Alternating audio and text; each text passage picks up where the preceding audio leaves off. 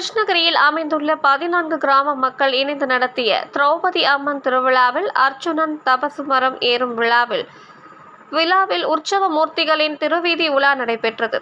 கிருஷ்ணகிரி பழையப்பேட்டையில் அமைந்துள்ள தர்மராஜா திருக்கோவிலில் மகாபாரத பெருவிழாவினை கிட்டம்பட்டி, பெத்ததாலப்பள்ளி, வேட்டியம்பட்டி, அவதானப்பட்டி உள்ளிட்ட 14 கிராம மக்கள் இணைந்து நடத்திய இந்த மகாபாரத திருவிழா கொடியேற்றத்துடன் துவங்கி நடைபெற்று வருகிறது.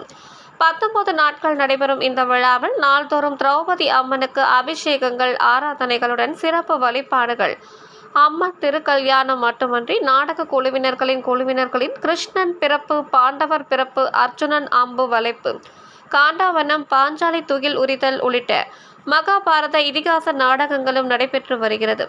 இவ்விழாவின் முக்கிய நிகழ்வான அர்ச்சுனன் தபசு விழா நடைபெற்றது.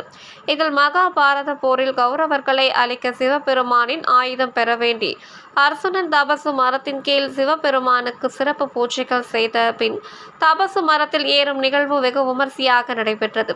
இந்த நிகழ்வில் குழந்தை வரம் வேண்டியும், நல்ல மழை பெய்து விவசாயம் செலுத்திட வேண்டியும், யாவரும் நோய் நொடிகள் நீங்கி கிராம மக்கள் சுமிட்சமாக வாழவும், கால்நடைகள் செழிக்கவும், மக்கள் அனைவரும் நலமுடன் இருக்க வேண்டியும் பெண்களும் தபசு மரத்தினை சுற்றி வணங்கி வழிபட்டனர்.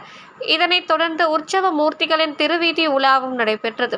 இந்த விழாவிற்கான ஏற்பாடுகளை 7 நாட்டார், கிரிதரன், தர்மகர்த்தா, சென்றாயன் உள்ளிட்ட 14 கிராமங்களை சேர்ந்த கவுண்டர்கள் மற்றும் மந்திரி கவுண்டர்கள் மட்டுமின்றி கிராம மக்கள் சிறப்பாக செய்திருந்தனர்.